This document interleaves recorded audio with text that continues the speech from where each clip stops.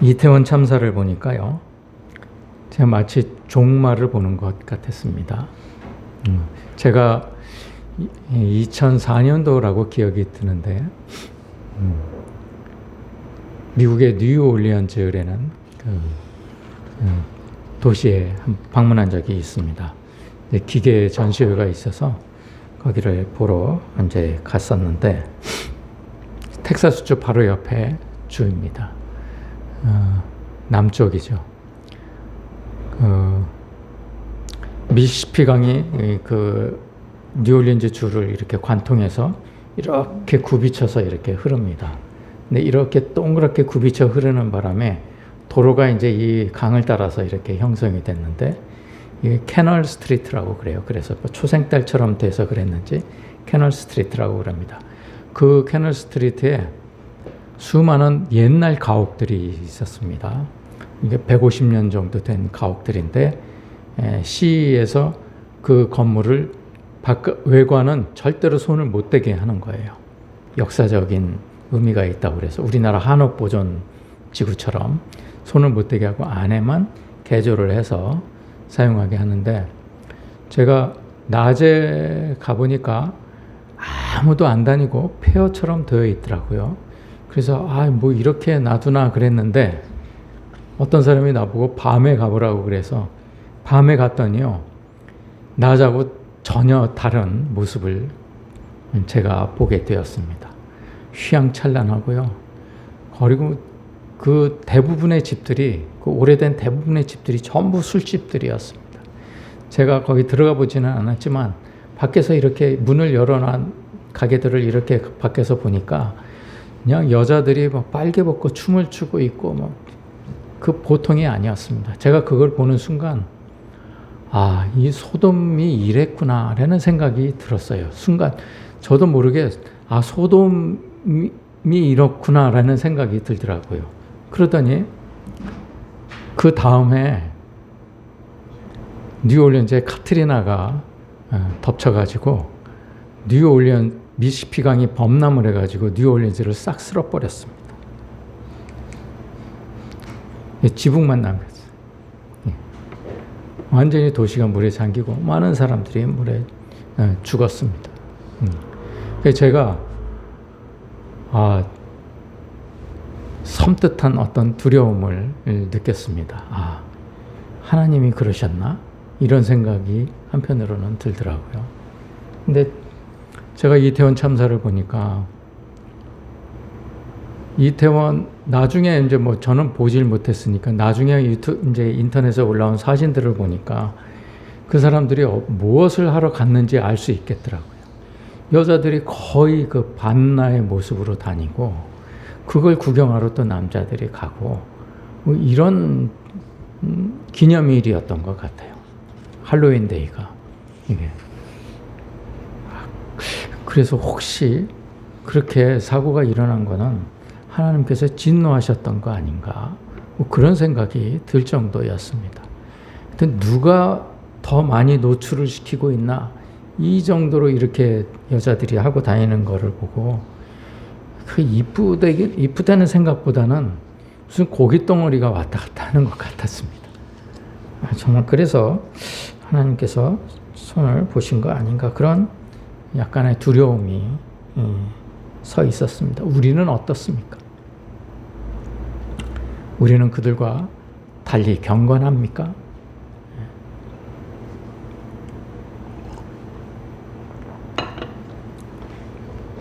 우리는요, 언젠가는 죽게 되어 있습니다. 언제 죽더라도 오늘 천국을 맛보며 사는 것, 이것이 바로 종말론적인 신앙입니다. 언제 종말이 오더라도, 언제 죽게 되더라도 내가 이 땅에서 천국을 살고 죽고 나서도 천국으로 가는 것, 이것을 소망하는 것이 종말론적인 신앙이라고 말씀드린 바 있습니다. 여러분, 우리가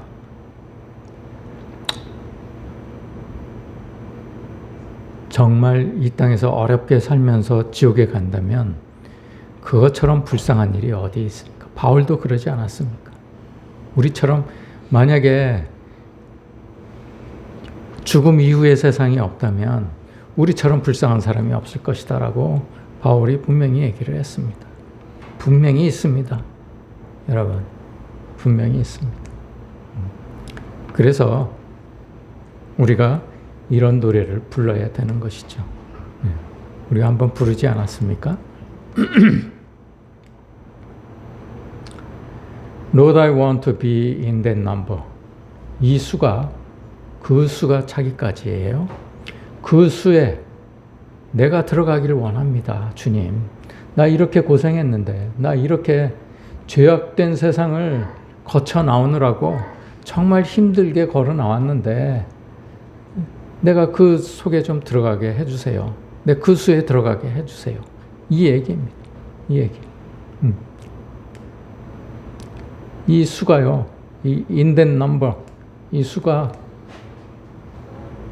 요한계시록 오늘 읽은 본문에 나옵니다. 6장 11절에 그 수가 차기까지 하라. 천국은요, 딱 수가 정해져 있어요. 아직 그 수가 차지 않았기에 우리들이 지금 아직 살아있는 거죠. 이렇게. 근데 만약 그 수가 차면요, 노아의 방주가 문이 딱 닫히듯이 하나님께서 닫아버리듯이 이 세상도 닫아버립니다. 그때는 두 갈래 길밖에 없습니다. 천국이냐 지옥이냐, 두 갈래 갈래밖에 없습니다. 여러분, 그 수가 차기까지 기다리시는 주님을 보고 우리가 두려움으로 하루하루를 살아야 된다는 얘기예요. In that number. 내가 그래서 그렇게 살면 그때 그날이 되면 주님 보고, 주님, 나도 그 수에 들어가게 해주세요. 그 수에. 이렇게 얘기를 해야 되는 거예요.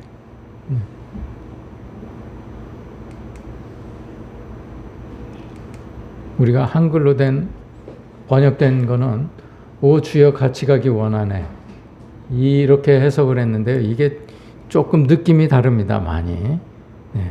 내 그 수에 차게 해주세요 라는 말이에요. 오 주여 같이 가기 원하네. 그 수에 차게 해주세요. 내가 그 수에 들어가게 해주세요.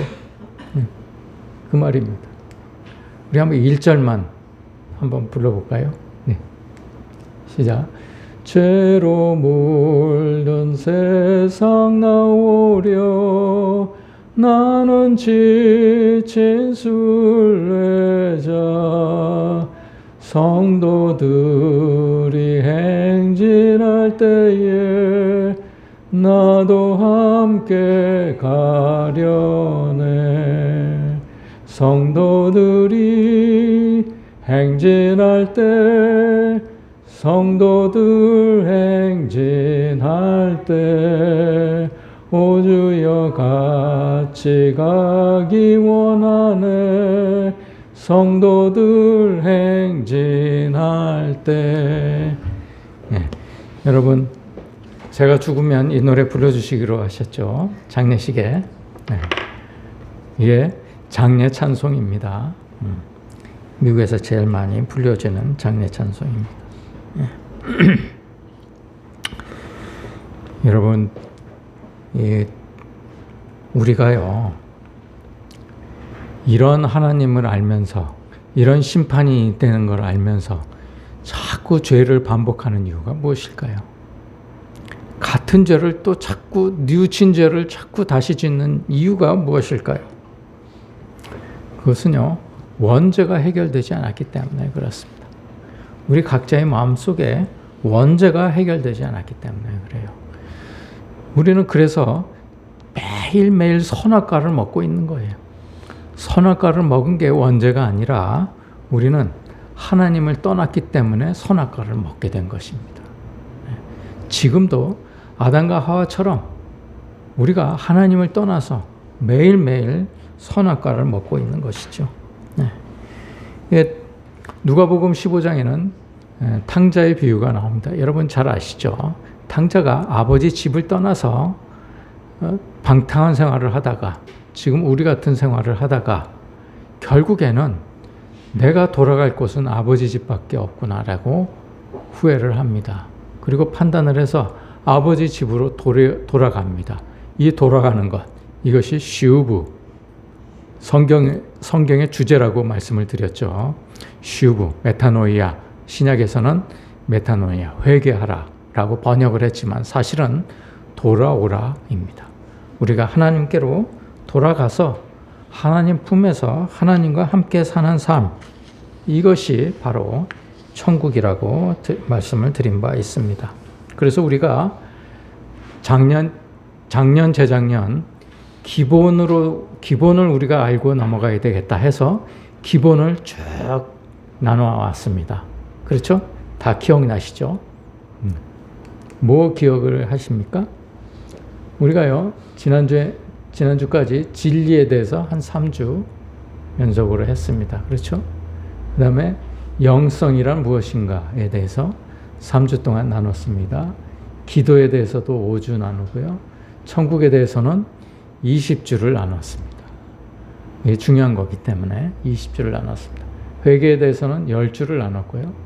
자아에 대해서는 10주 나눴고, 죄에 대해서는 3주, 예수님은 누구신가에 대해서 2주, 하나님은 누구신가에 대해서 3주, 다 기억나시죠? 믿음과 십자가가 어떤 관계가 있는가에 대해서 4주, 교회란 무엇인가에 대해서 6주, 거듭남이란 무엇인가에 대해서 10주, 그 다음에 회개와 성령의 열매는 어떤 관계가 있는가에 대해서 회개와 사랑, 회개와 희락, 회개와 오래 참음, 이런 회개와 화평, 이런 거를 쭉 나눈 게 10주 되었습니다. 네. 이제 여러분들이 알아야 될 기본적인 지식은 다 알게 된 겁니다. 이제는 여러분들이 하나님과 독대를 해서 여러분이 하나님을 만나는 시간이 되어야 됩니다. 여러분과 같이 제가 말씀을 나누면서 여러분에게 계속 반복해서 여러분들이 하나님을 만나시도록 돕기는 하겠습니다만, 제가 여러분들을 물을 먹여드릴 수는 없어요. 물은 여러분들이 먹으셔야 됩니다. 제가 강가루까지는 여러분들을 모셔갈 수는 있습니다. 그런데 여러분들 물을 먹고 안 먹고는 여러분들에게 달려 있습니다.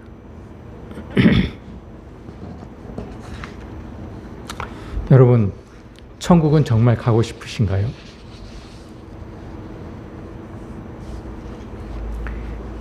천국에 왜 가고 싶은가요? 재밌는 곳 같습니까? 화려한 곳 같습니까? 그렇지 않습니다.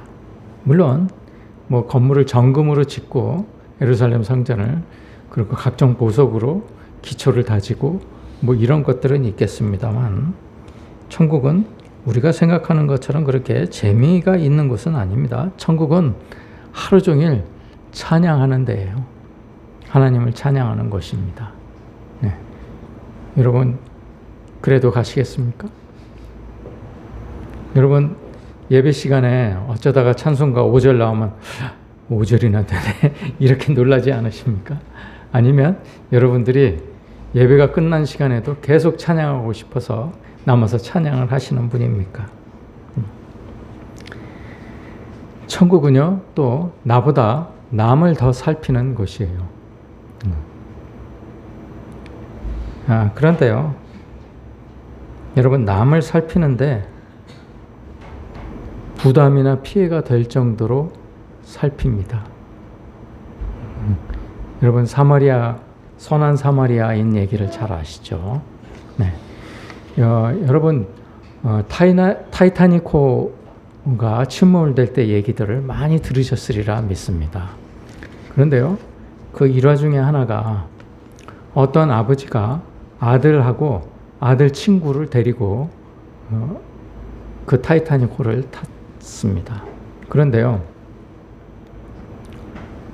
그 아들의 친구는 고아였습니다. 그래서 이 아들의 아버지가 이제 여러 가지를 봐주고, 그리고 미국도 가는데 같이 가자고 해서 친아들처럼 그렇게 대해주던 그런 아이였는데, 타이타닉호가 이제 침몰이 되지 않았겠습니까? 그런데요, 구조명을 타는데 딱 한 자리가 남았어요. 한 자리가. 그래서 아버지는 처음부터 포기하고 있었습니다. 그런데요, 두 아이 중에 누구를 태울 거냐 하는 기로에 서 있었습니다. 여러분 같으면 누구를 태우겠습니까? 자기 아이를 태우죠. 우리 보통 그렇죠. 그런데 그 아버지는요, 그 아들의 친구를 태웠습니다. 그리고 그 아버지는 자기 아들과 같이 껴안고 물속에 가라앉았습니다. 그 아버지가 아들에게 얘기했습니다. 쟤는 물속에 가라앉으면 아무도 안아줄 사람이 없다. 그런데 너는 내가 안아주지 않겠느냐. 그러고 안고 같이 죽었다는 얘기가 있습니다.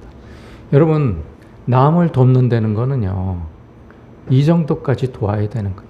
내가 피를 흘리면서 도와야 되는 겁니다. 왜냐하면요, 예수님께서 있는 피를 다 흘리시면서까지 우리를 도우셨잖아요. 그게 돕는 거예요. 그게 선이고 그게 착한 것입니다.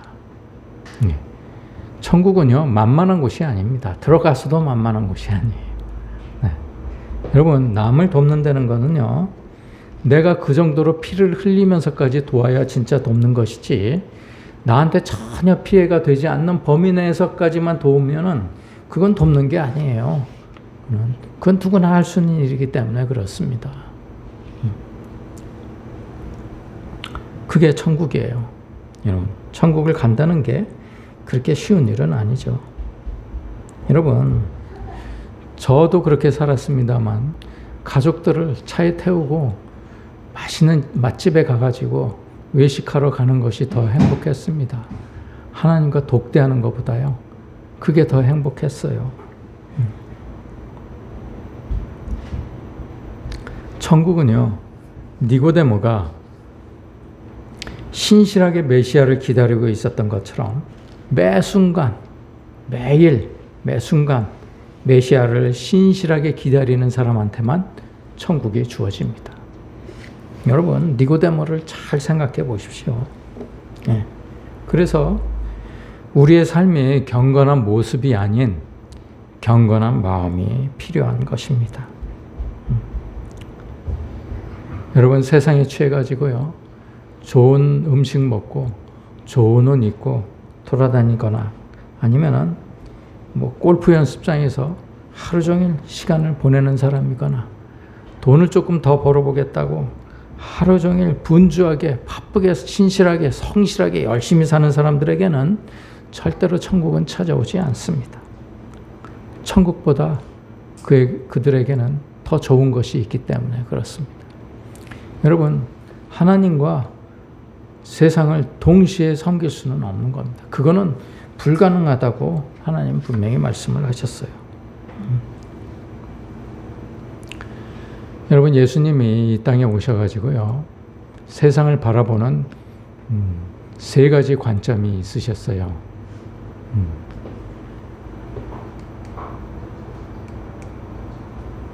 첫 번째는 불쌍히 여기시는 부류가 있었어요. 그건 무리를 보실 때 그랬습니다. 무리들을 보실 때. 왜 불쌍히 여기셨을까요? 무리들은요, 어차피 지옥에 갈 사람들이에요. 지옥에 갈 사람들이기 때문에 불쌍히 여기신 거예요. 그들이 병이 있어서 불쌍히 여긴 게 아니에요. 불쌍히 여긴 것은 그들이 지옥으로 갈 수밖에 없는 삶을 저렇게 힘들게 살고 있구나. 그리고 불쌍하게 여기신 거예요. 두 번째 부류가 있어요. 두 번째 부류는요, 사랑하셨던 부류예요. 제자들입니다. 12제자뿐만이 아니고 예수님을 근거리에서 늘 따라다니던 50명의 제자들이 있었죠. 근데 그들은요, 정말 사랑하셨어요. 그들은. 세 번째 부류가 있었는데요. 세 번째 부류는요, 엄하게 진노하셨던 부류가 있었습니다. 그들은요, 바리새인이나 서기관들이었습니다. 왜 바리새인과 서기관들이 예수님의 미움을 샀을까요?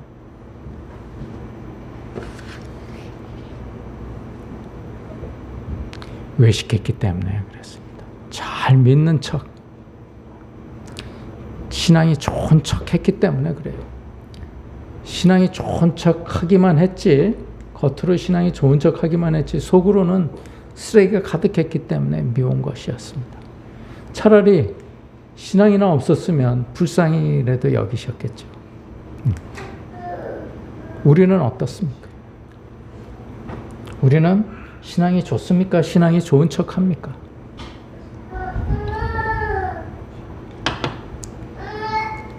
여러분, 일단은 제자가 되십시다. 일단 예수님의 사랑을 받아야 돼요. 왜냐하면 제자들은요, 예수님이 돌아가시고 나서 부활하실 때까지 예수님을 믿지 않았어요. 그 증거가 뭐냐면 예수님을 따라다니긴 했어도요, 예수님을 믿지 않았어요. 보세요. 예수님이 내가 성전이 헐릴 텐데 돌 위에 돌 하나도 남지 않을 것이다. 그런데 내가 그 성전을 사흘 만에 세울 것이다. 라고 말씀을 하셔요. 그러니까 바리새인들이 야, 성전 세우는데 이게 46년이나 걸렸는데 어떻게 네가 혼자서 사흘 동안에 세운다고 그러느냐 이러고 반문을 합니다. 그런데요, 죽은 자 가운데서 다시 살아나신 후에야 제자들이 이 말씀하신 것을 기억하고 성경과 예수께서 하신 말씀을 믿었더라. 이때 믿습니다. 이때. 그런데요, 예수님은요, 이렇게 믿지 않은 것을 다 알고 계셨어요. 제자들이 믿지 않고 있다는 것도 다 알고 계셨어요. 그럼에도 불구하고 예수님은 제자들을 사랑하셨습니다. 왜 사랑하셨을까요? 그들은요, 예수님을 따라가기 위해서 모든 것을 다 버렸기 때문입니다. 여러분, 이 세상 것들이, 여러분들이 그 가진 집을 다 팔아서 남을 주라는 얘기가 아니에요. 여러분들이요, 집보다도 더 하나님을 더 사랑해야 된다는 얘기예요. 여러분이 가지고 있는 통장의 돈보다도 하나님을 더 사랑해야 된다는 거예요. 모든 것을 버리서라도 주님을 따라 나선 제자들처럼, 제자들이 예수님이 사랑을 받으신 것처럼 우리가 예수님의 사랑을 받도록 우리가 모든 것을 다 버려야 된다는 얘기입니다. 요한복음 3장에 보면요, 여러분, 느닷없이 니고데모라는 인물이 튀어나옵니다. 그런데요, 여러분 잘 아시다시피 니고데모는 유대인들, 전체 유대인들을 대표하는 71인 중에 한 명이에요. 산헤드린 공회 회원인데 한 명의 대제사장을 포함해서 72명이 산헤드린 공회였습니다. 오늘날 우리나라로 따지면은 국회의원 같기도 합니다. 조금 다르긴 합니다만, 그 나라에서 제일 믿음이 좋고 제일 잘 살던 사람들이었죠. 아마 유대인들의 종교를, 유대인들의 믿음을 그들이 다 책임지고 있는 것처럼 행동했던 사람들이었습니다. 대부분 바리새인들과 서기관들이 그 사람들이었죠. 그런데 그는요, 산헤드린 공회 회원이니까 당연히 바리새인이었습니다. 바리새인들은요, 여러분들 잘 아시다시피 7살 때부터 토라를 암기합니다. 13살까지 토라를 암기합니다. 7년 동안 모세 오경을 다 외웁니다. 여러분, 창세기, 출애굽기, 레위기, 민수기, 신명기 중에 어느 한 권이라도 외우시는 분 계십니까? 저도 못 외웁니다. 여러분, 이 사람은 다 외우고요. 제가 보기로는 이 사람의 신실한 태도를 보아서 틀림없이 구약 전체를 다 머릿속에 넣고 있었던 사람임에 틀림이 없습니다. 왜 그게 가능하냐면요, 제가 다니고 있던 신학교 총장님은 코엔 박사라는 분인데, 코엔 박사는 신약, 구약 다 외우시던 분이에요. 그게 가능합니다. 그게 몇 분이 있다고 그래요. 그렇기 때문에 니고데모도 틀림없이 구약 정도는 틀림없이 머릿속에 다 넣고 있었을 것입니다. 그런 그가 밤중에 예수님을 찾아옵니다. 이를테면 예를 들어서 비유하자면은 총회장 같은 분이, 교단의 총회장 같은 분이 이름도 없는 무명의, 간혹 가다가 이단이라고 손가락질 받는 그런 떠돌이 순례자를 찾아오게 된 것입니다. 가난하고 별 볼 일 없어 보이는, 겉으로 보기에는 허름한 토굴집에 살고 허름한 옷을 입고 다니는 그런 순례자를 찾아오신 것이죠. 예. 그가요, 진리를 찾아온 순간입니다. 예. 그가 진리를 만나서 아마도 그날 깨달음이 있었던 것 같습니다. 그가 깨달음이 있었던 것 같다는 증거는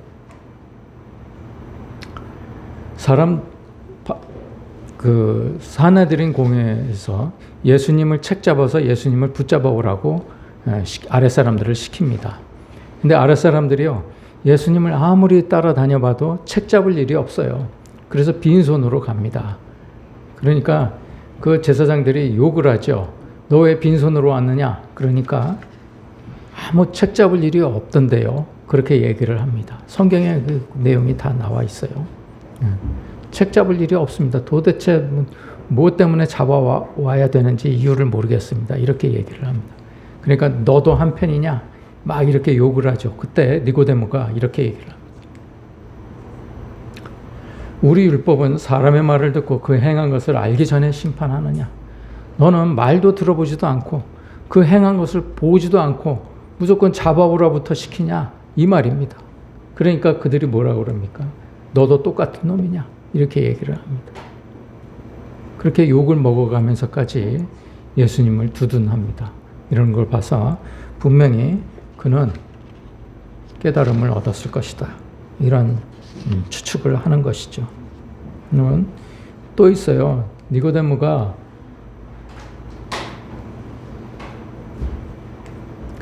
예수님께서 십자가에 못 박히시고 돌아가시죠. 돌아가시고 나서 그 시체를, 원래 유대인 풍습에 죄인이 죽어서 십자가에 못 박으면 까마귀 밥이 되게 합니다. 그대로 놔둬서 까마귀 밥이 되게 합니다. 그렇지 않고 그 시체를 달라고 그러는 사람이 있으면요, 그 죄인과 똑같은 사람으로 취급을 해서 자칫하다가는 그 사람도 죽임을 면키 어려운 그런 시절이었어요. 네. 그런데요, 아리마대 요셉하고 니고데모가 가서 시체를 달라고 담대하게 얘기합니다. 나 죽어도 좋다는 얘기예요. 여러분들 그냥 성경을 그냥 읽으셔서 편하게 우리는 읽지만 이 당시 상황을 자세히 보면 이 말을 한 것 자체가 자기 목숨을 내놓고 한 말이었어요. 니고데모가 시체를 달라, 예수를 장사 지내야 되겠다, 이렇게 얘기한 것은요, 정말 담대한 얘기였습니다. 그래서 시체를 가져다가 자기 아리마대 요셉이 자기가 죽으면 들어갈 그런 무덤, 새 무덤, 아무도 쓴 적이 없는 새 무덤에다 갖다가 예수님을 갖다 모십니다. 니고데모는요,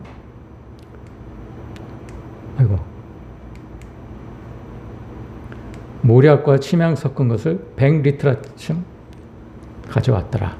이게 한 리트라가 한 300에서 400g 정도 되니까 이게 한 30kg에서 40kg 정도 되는 모략과 침향을 가져왔다는 얘기예요.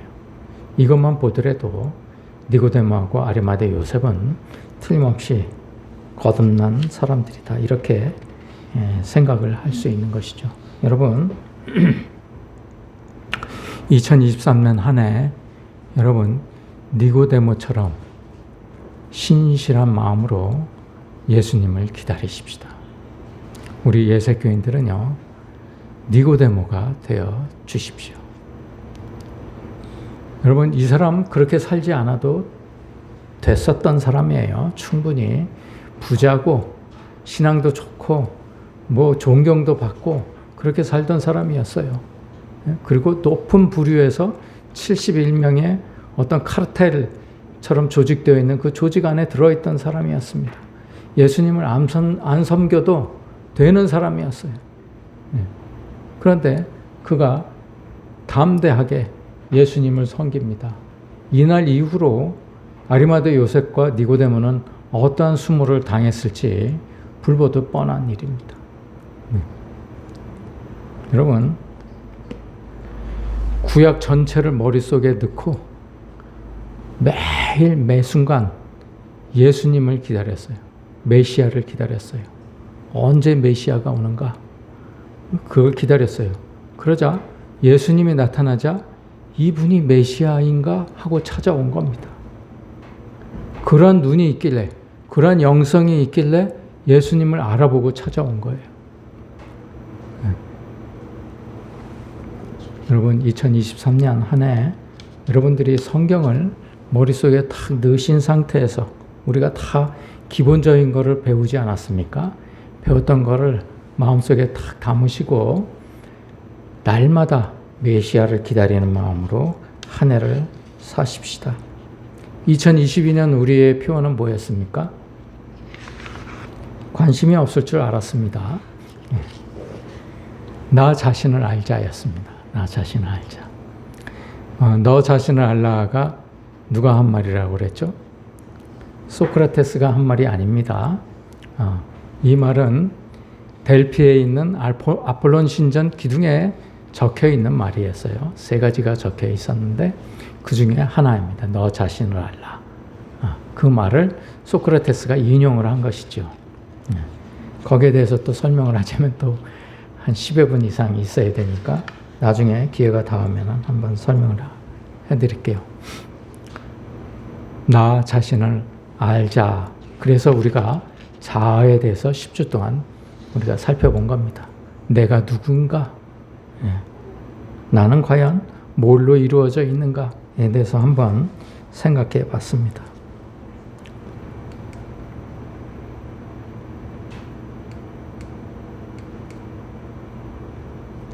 (2024년) 예수교회 제가 또 내년 신년 예배 때 물어보겠습니다. 2023년 표어가 뭐였는지. 그래서 아마 목사님들이 이렇게 길쭉하게 표어를 교회에다가 걸어놓는지도 모르겠어요. 항상 잊어버리니까.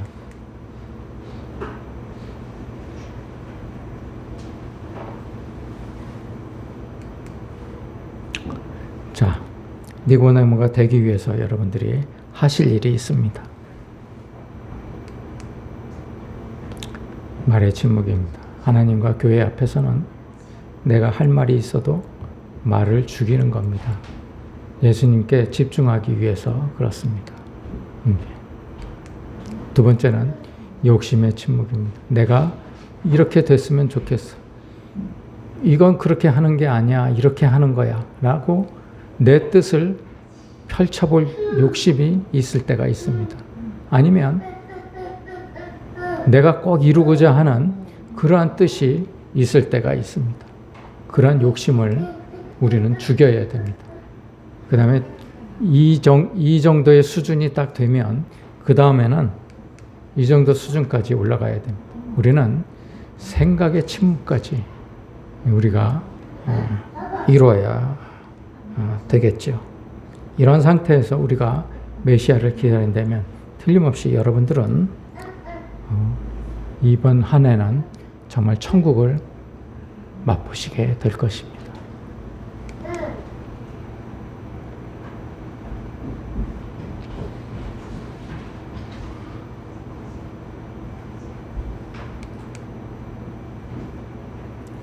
여러분, 그 증거가 여러분들이 스스로요, 내가 그런 상태가 됐는지 안 됐는지 알려면 여러분들의 어떤 혼, 육이 세상 사람처럼 세상 성공을 향해서 달려가는지, 아니면 내 영과 혼이 일체가 되어서 하나님께 달려가는지, 그거를 여러분들 자신이 스스로 알게 되실 것입니다. 여러분 스스로 보시면 알게 됩니다. 여러분 지정이가 어느 쪽에 붙어서 사는지, 육 쪽에 붙어서 사는지, 영에 붙어서 사는지 여러분들이 스스로 잘 아실 것입니다. 잘 판단하시고 그때마다 판단할 때마다 잘못된 길로 갔을 때 여러분들이 반드시 돌아오는 그런 2023년 한 해가 되었으면 좋겠습니다. 그래서 부디 2023년 한 해는 여러분들이 하나님을 만나는 귀한 한 해가 되시기를 간절히 소원합니다. 기도하시겠습니다. 하나님 은혜를 감사합니다.